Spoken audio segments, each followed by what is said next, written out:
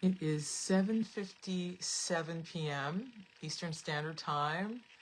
This is Erika, and I thought I better come on here just a little bit earlier to give people a chance to join the special live stream that we're doing this evening, which basically is a celebration or a remembrance of Bernardo's New York City book promotional tour that happened in June of 2013 when he was 111 years old, was about to turn 112 just a few weeks away on August 17th, and he was about to release a new book called Beyond 100, How to Live Well into Your Second Century. So that's what we're going to be talking about tonight. But again, it's about 2 minutes of, so I'm just going to hang tight here and wait for people to get the notification and before we start. So thank you very much for being here.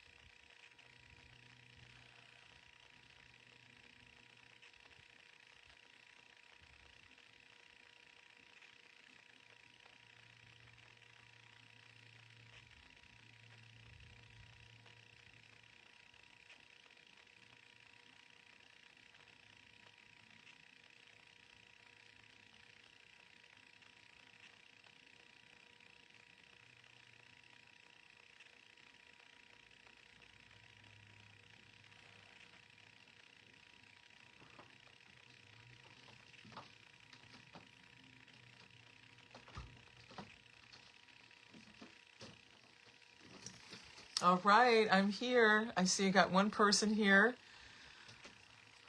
Give me a heart, give me a comment so I know who you are. It is 1 minute after 8 p.m. I just wanted to give people a little time to show up.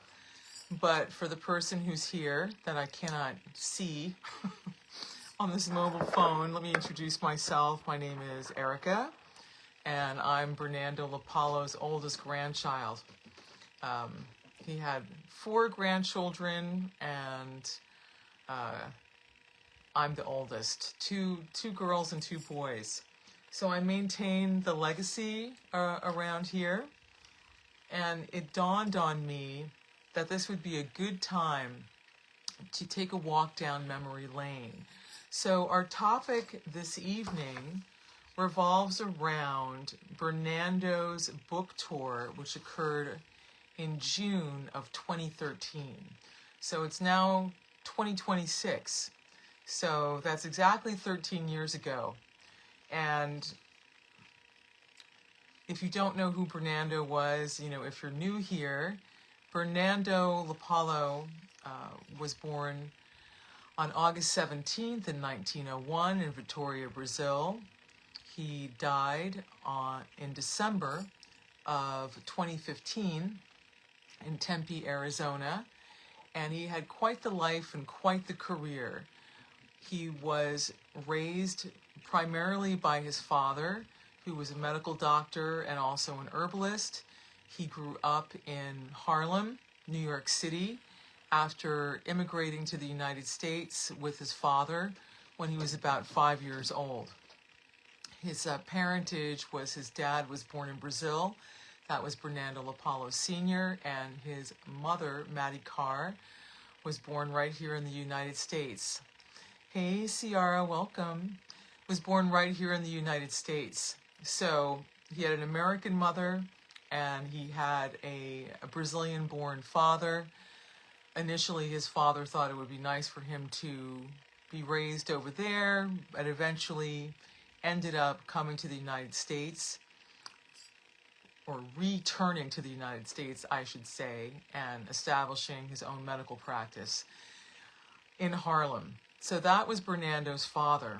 Now, as Bernando internalized after imbibing the teachings of his father, eventually, as a young man, he decided that he wanted to go into the culinary arts.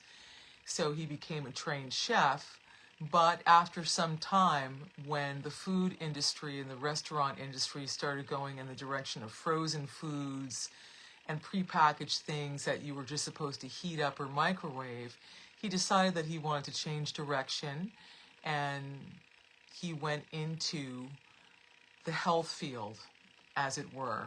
So he became a podiatrist. He also studied reflexology. He studied Swedish massage at the Swedish Institute.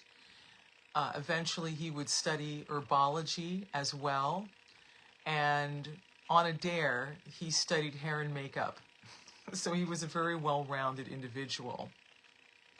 He opened his own massage practice in his home, and he did that up until his 90s here in New York City, and then he would move to North Carolina.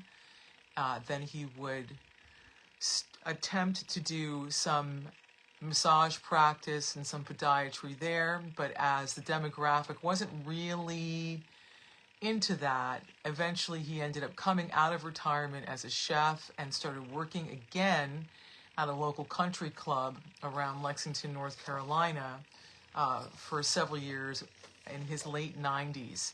Eventually, he would move once again to Arizona, and he would move to Mesa, Arizona, and this is where a very exciting and very interesting chapter of his life would reveal itself by him becoming an author and also becoming an in-demand speaker, an in-demand lecturer, talking about the secrets of his health and longevity.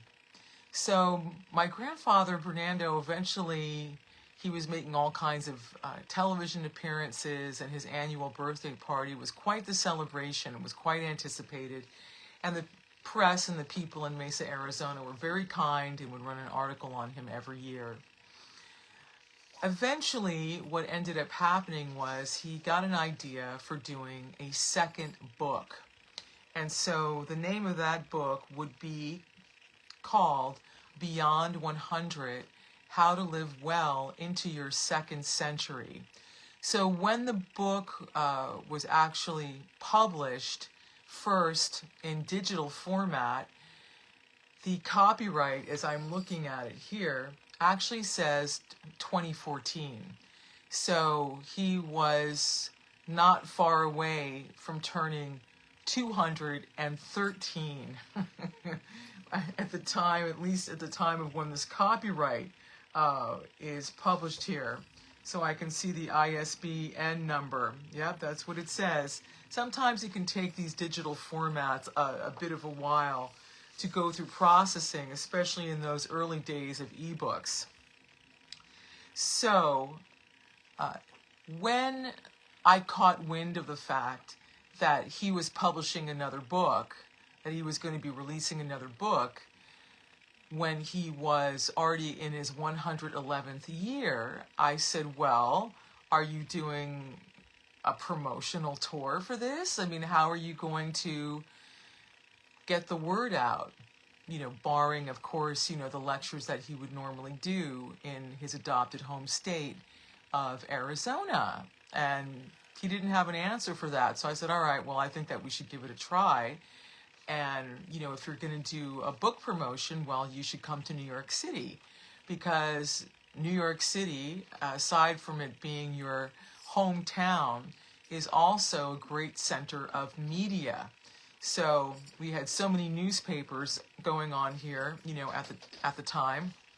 The New York Times, the Daily News, the New York Post, you know, smaller newspapers, and of course, television, right? We've got Television City over at Rockefeller Center, and so many news broadcasts and so many, you know, independent journalists at the time. I thought this would be a great opportunity for him to put himself out there in a larger scale, because there's not that many people publishing books at the age of 112. So I set to work, and with my brother and I put together a fundraising campaign to raise the funds to be able to pay for the things that either myself couldn't afford, right? I had a big idea here. I had a lot of ambition, but not necessarily a way to support it. And of course, you know, my grandfather at this point in his hundreds, he was on a fixed income, doing better than most, of course, having lived so long, and then also making a side income by selling his books and selling the Superfood Plus, because he was an affiliate for American Botanical Pharmacy, taking the superfood, which are products that he believed in and had been taking himself since he was around 78, 79 years old. So he'd already been doing that for decades. And as I said, the income that he would get for speaking. So I certainly did not want to prevail on my grandfather for a week's stay in New York City, which, even though we're talking about 13 years ago now, is still pretty pricey. The cost of hotels and the flights and his meals and transportation, getting around in and out New York City, and of course also, the groceries, the food that he would need while he was eating. So I will post a link to the clip later that's also available on his dedicated YouTube channel. So my brother, who's got a wonderful voice of an announcer and who had been in radio and himself at one point, put together and edited this little clip with our offerings, with our pitch that different people could purchase to support this trip. In the end, the campaign raised $1,140, and we had 19 backers, only 19 backers. So thank you very much. It was a relatively short campaign. We ran it for about a month and then closed that off. So what was the plan? What was the plan for doing a book tour between the dates of his arrival, which would be May 31st. He arrived on Friday, May 31st. It's about 13 years ago, right today. Of course, today is Sunday. We know how the calendar moves. And then his departure, which was going to be Friday, June 7th of 2013, to return back to Phoenix. In my mind, I really, really wanted him to have some significant press, some significant exposure in the press. Also, because he was a lifelong Yankees fan, and because he was coming back to the home, right, of the Bronx Bombers, I really, really wanted him to go to a game. And also, there were different opportunities, for him to speak on the radio. So essentially, this is how things went down. He arrived on flight A320 on American Airways, if any of you remember that airline before they merged with American Airlines, at Newark International Airport at 4:39 p.m. on a Friday. And we took a limousine, we took a car or a cab. I can't remember if I ordered a limousine for him, but we definitely drove into the city. When you drive in from the city from Newark, you actually get a great view of the Manhattan skyline. And we arrived at a wonderful guest house called the Sanctuary. They call themselves the Sanctuary Retreats. And this is run by a lovely couple who embrace, the principles of, kind of a yogic, sattvic, clean, vegetarian lifestyle. And I had known them for a while, and I went to go investigate this hotel and the other property they had, and I thought, this is perfect for him because it had everything that he needed. So if you're curious, the Sanctuary Retreat, and guest house still operates today, and it's located at 196A Stanton Street. It's not that far. It's only a few blocks away from the Williamsburg Bridge and Delancey Street. It's the Lower East Side. Essentially, it's the beginning of the Lower East Side. And on Friday, that's where he stayed, and we would also stay there Saturday. We did a little bit of moving around while he was there because of the timing. Everything was very, very close to the vest. Even though we stayed in the same hotel complex, we did move a couple of times because the one room that we wanted the entire time, through this kind of, miscommunication or tardy communication on my part, we did move. However, I will say that whether we stayed at 196A Stanton Street in the Queen Suite, or whether we stayed in the Vishnu Loft at 73 East 3rd Street, or whether we went back to 196A Stanton Street, staying in the Ganesh Suite, everything was so wonderful. Everything was impeccably clean. The space was very, very nice because wooden floors, polished, highly polished, a nice bathroom, tiled. I didn't want him to slip going in and out of a bathtub, so a very well appointed shower, for him with all the amenities, and just impeccably clean, very nicely decorated. But even more important than that was there was a full kitchen. There was a full kitchen. So it had a stovetop, an oven, a refrigerator, a sink. The countertops were made out of dark granite. There were dishes, there were pots, there was a blender, there was cutlery. There was everything a person could want. But nothing, beat up or chipped. Everything really state of the art, and everything impeccably clean and impeccably shiny. There might have even been a dishwasher, if I remember correctly. And of course, there was also an elevator, getting up to his room. There was a very comfortable bed with a very high quality mattress on it. The thread count for the sheets was very high. It wasn't these cheap sheets that you get now when you go to a hotel that are also synthetic. And of course, there was a TV with a remote control and a comfortable chair for Bernardo to be able to watch the news or watch a ball game, and relax in the manner in which he was accustomed to doing. Also, the other reason why I selected that venue is because they had an event room. And this was a great place for him to give a lecture, which he did do, to give a lecture and it be comfortable for the guests. And all he had to do when it was over instead of getting in another car and then having to commute all the way back, to a hotel, all he had to do was walk out, press the elevator button, and go upstairs to his room.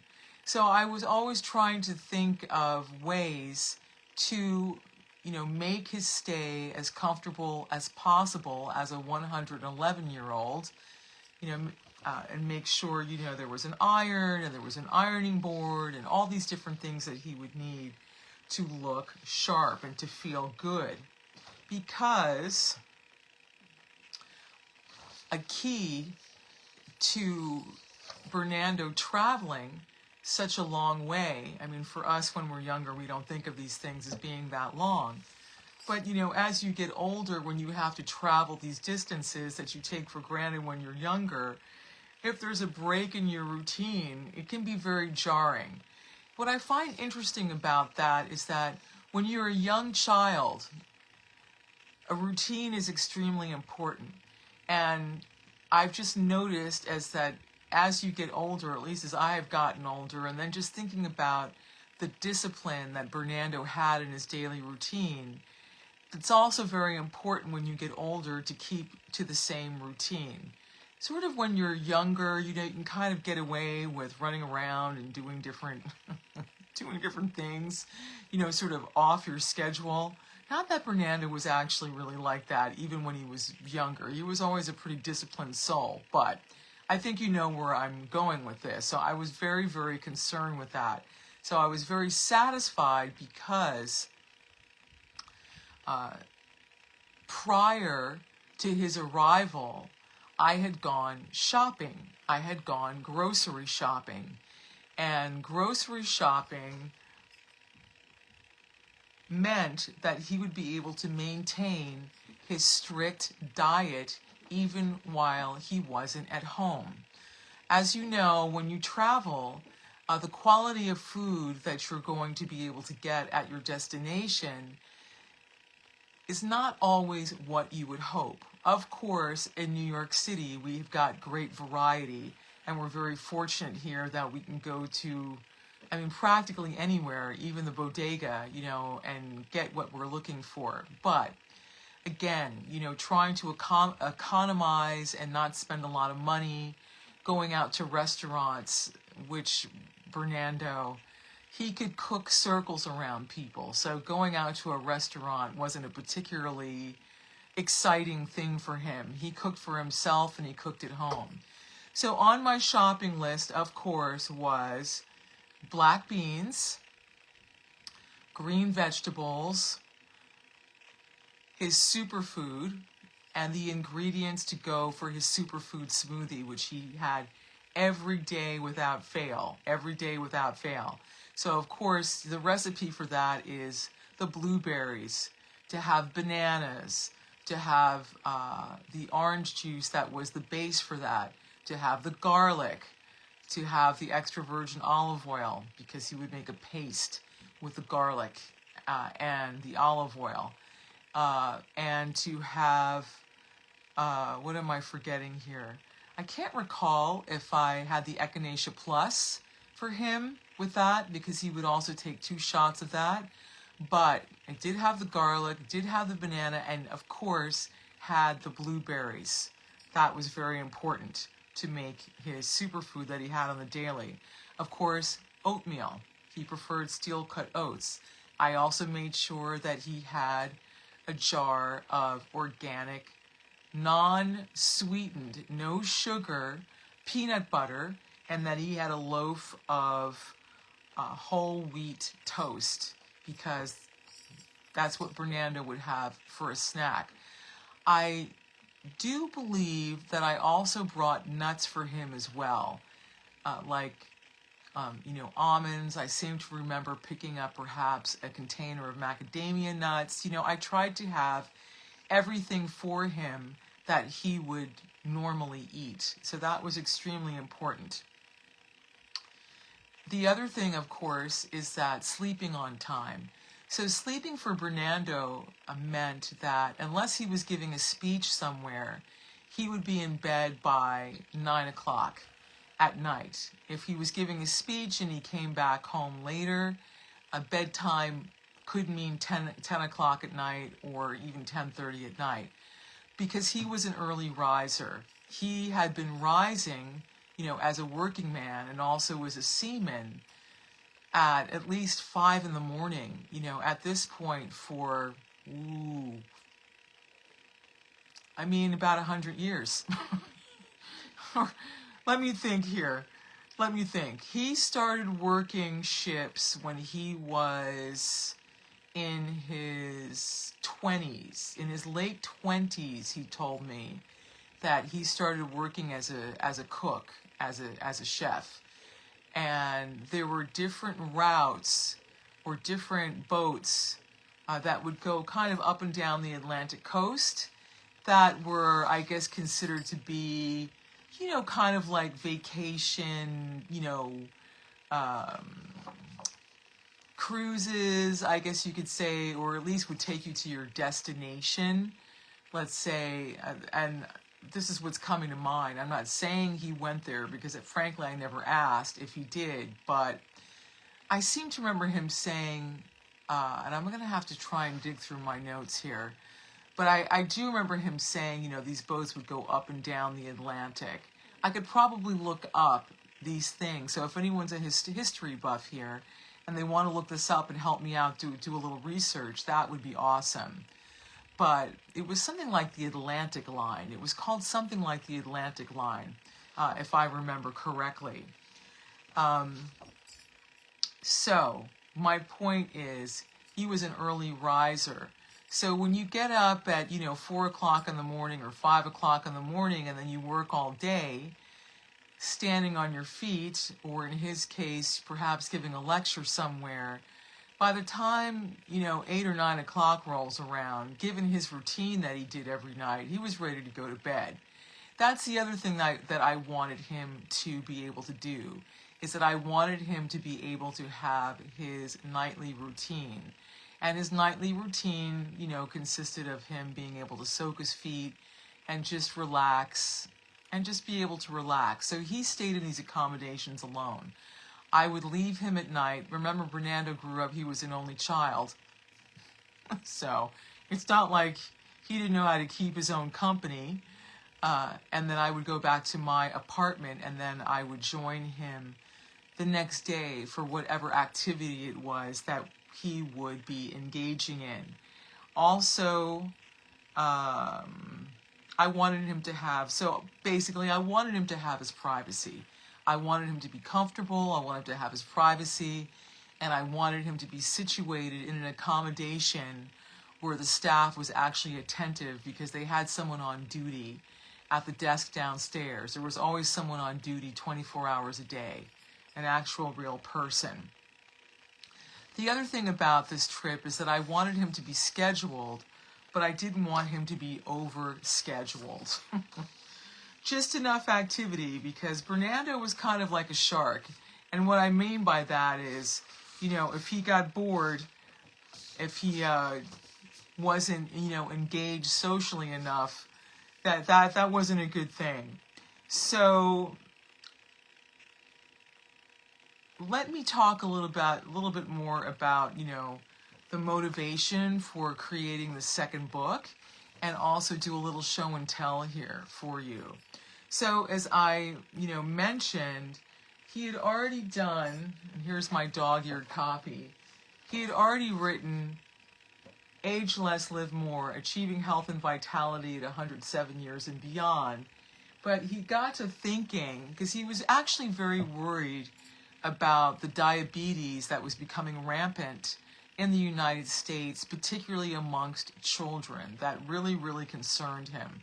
So in his mind, he felt motivated to try and address this topic in his new book. And also he wanted to do things in color. He wanted to have color plates in the book. And somehow in his head, I think he felt like he just sort of wanted to update and refresh. So that was the motivation for doing the book. So, to that end, how did this book actually get done? That is the question. There was a gentleman from New Zealand whose name was Dolph de Roos. And Dolph de Roos was a fan, an admirer of Bernardo's. Somehow he came in contact with Bernardo. I don't recall, maybe he read an article about Bernardo, or maybe he saw Bernardo on television, in the Phoenix area, because Bernardo was sort of a annual guest celebrity on ABC News affiliates and in the, I think it was the Mesa Tribune. But however it happened, Dolph de Roos had come in contact with Bernardo. Oh, I know who it was. It was a guy named Stefan. That's how.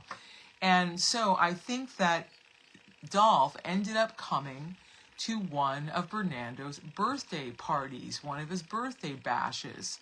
So there is a lady named Yvette, and Yvette took it upon herself to make sure that there was a celebration for Bernardo's birthday annually. And it would happen at this place called Mimi's French Restaurant. Mimi's French Restaurant. It was a little chain, and they had, I don't know how French it was, really, to tell you the truth. Maybe Mimi was French, right? And because the cuisine didn't seem particularly French to me, although I think they might have had French onion soup, so maybe that was the claim to fame. But the thing about this restaurant was it was easily accessible. It was off the highway. Everyone could see it while they were going by. They had a good parking lot, and it was spacious enough on the inside that you could accommodate, about 100 people in there. I mean, lots and lots of people would come to Bernardo's birthday party. I remember Mimi, they had sort of one bigger table, right down the center, and then surrounding the big wooden table in the center, there would be booths around that. So when these booths could accommodate anywhere from 2 to 4 people in the booth. So Dolph came to one of these birthday parties, and he was like, wow, this guy is amazing. And so because of that, he would come to that. He was probably concerned. I feel like Dolph might have been a little concerned about his own health at that point, since he was entering middle age. And he also had a daughter, a young girl at that point that he wanted to be around for. And he thought, who better than this amazing man than to learn my health tips from? And I also remember for Bernardo's, God, what year? It could have been his 109th birthday, that he was also present at Dobson Ranch, where Peggy and George, a lovely couple, used to hold a monthly potluck that was plant-based. Be that as it may, Dolph thought it would wanted to facilitate Bernardo's desire to do a new book. And because it seems funny to talk about this now, but the iPad was a brand new invention at the time. And Apple had introduced the iPad, and with the iPad, they had introduced the e-book. So Bernardo's book Beyond 100, when it first came out, was originally a digital book. It was originally an e-book. Actually, Dolph, they had no intention of printing it at all. So now, of course, people do this all the time. But Bernardo was amazed at this. I love blueberries. This is my key, number one. Blueberries. I have mine by the case. I've been eating them as long as I can remember. When I found out that they were very good for you, I still eat them. And this is part of my diet on a daily basis. I eat blueberries and everything. My oatmeal, or my cereal, I should say. But oatmeal is the key cereal, and there are bananas, oatmeal, grapes, all fresh fruits. They are very, very good for you. Good for me anyway, and I'm sure that if you try it, you'll find it in the same way. And it's enjoyable because it's nice. And it's healthy. Remember, get the idea, don't ever forget, health is number one. So, when Bernando saw himself talking to people through a video, he said to me, to tell you the truth, I've never seen anything like this in my life. He said, it's amazing. I remember that Dolph even gave him an iPad, which eventually he abandoned because he found it too kind of complicated, right? He actually preferred print. But in the beginning of this book, there is a whole foreword by Dolph de Roos explaining how he met Bernando and how, sort of amazed he was by meeting Bernando. So that was the motivation that was sort of sealed by Dolph's forward thinking and wanting to do something kind of, cutting edge for this man, who was who was about a tenth of a way into his second century.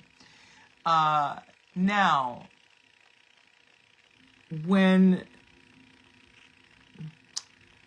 Bernando got to New York City, because this was a digital book, of course, we could show people a digital book and encourage them to have a digital book.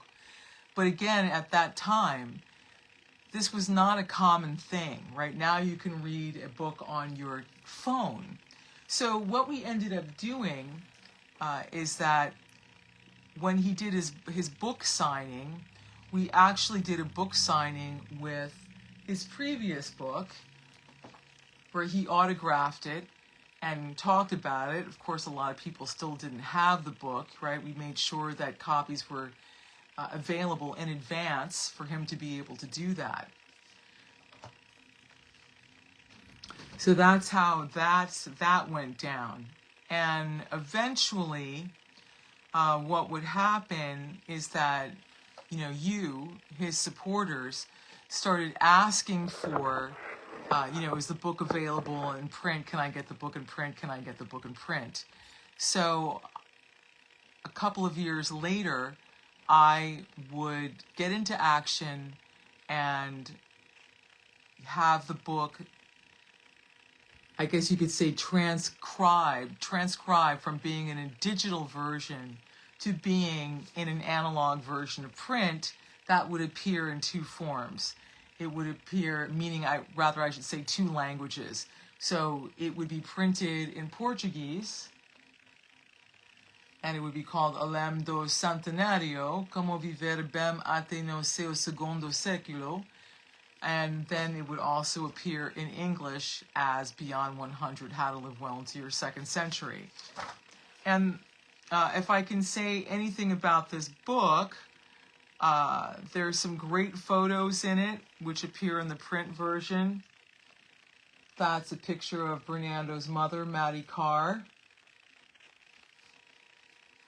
A picture of not his grandmother, his mother, excuse me. This is a picture of his grandmother, who used to live in Hackensack, New Jersey. Then there was a nice family photo, right? So people could actually see him sitting with his daughters, his grandchildren, and his great-grandchildren, and then, of course, himself. Also, the thing about this book, Beyond 100, he would talk about, sort of recipes, and I say this loosely, right, for his garlic paste and, how he made his smoothies, and there's just some wonderful, wonderful photographs in here, and talking about essentially, his favorite foods and some miscellaneous information. For example, there's a picture of Bernando when he won a Businessman's Award back in Harlem when he was living in New York City back in the day. The Better Business the Better Businessman's Trophy, and he got that from Charles Rangel, who used to be in the government, right? The congressman who, you know, Bernando knew from like forever. So that's sort of the evolution of happened with this, going from an ebook to Beyond 100 to going to a print copy of it. Let's see. Also, another thing that's notable about the print copy is that I was able to catch a typo in terms of his mother's death, who actually died in 1980. So, you know, when you're working on a book, it's so easy, you know, to overlook things just because you just get tired of looking at things over and over again and have another pair of eyeballs on it. So that's what I was able to, you know, sort of update. Okay, what else can I say about this? I think that's all I have to say about this, really.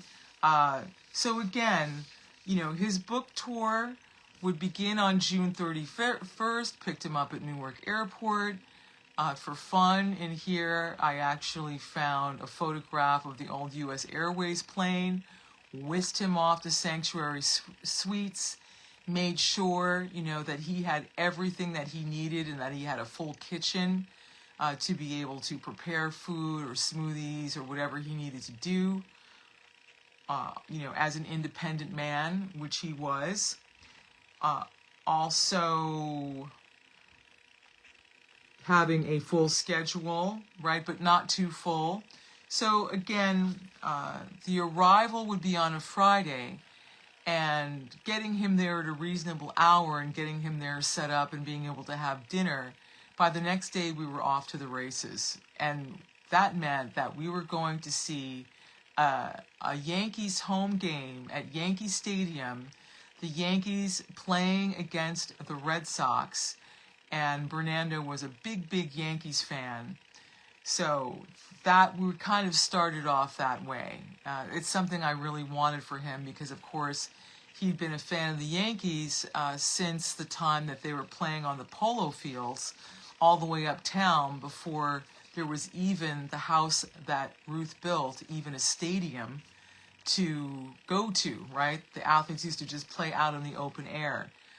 So that's all I think that's all really what I've got for you right now. But I want to thank you for being here. Tomorrow I'm going to be doing another chapter about what it was like going to Yankee Stadium with Bernando and the incredible hospitality he received. They really treated him like a king. Some of his memories, of course, because, you know, he was a great fan of George Steinbrenner, because Steinbrenner made sure that the team won. And then show you some memorabilia from the time that we spent there.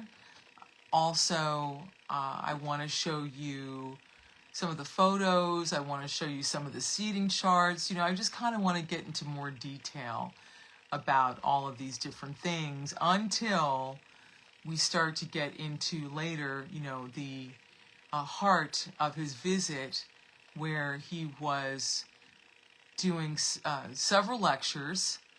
You know, he did a radio interview, you know, he did another video interview, he did a speaking engagement where he was standing for hours, his own lecture that he was doing, and then, of course, enough time for some more fun.